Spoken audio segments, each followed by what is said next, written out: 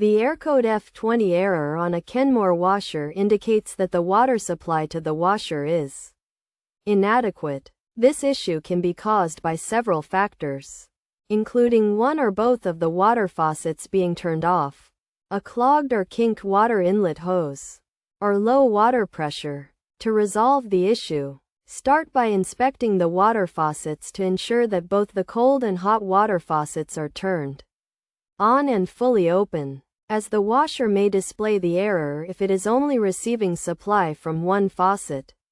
Next, inspect the water inlet hoses for kinks or clogs. If the error persists, disconnect the washer from the power supply and check the hoses for any blockages. If a clog is found, clean the hose using a mixture of bicarbonate of soda and warm water. Once the hoses are clean, reconnect the washer to the power supply and monitor it to see if the issue is resolved. If the error remains, the problem may be due to low water pressure from the water source, which should be at least 10 psi.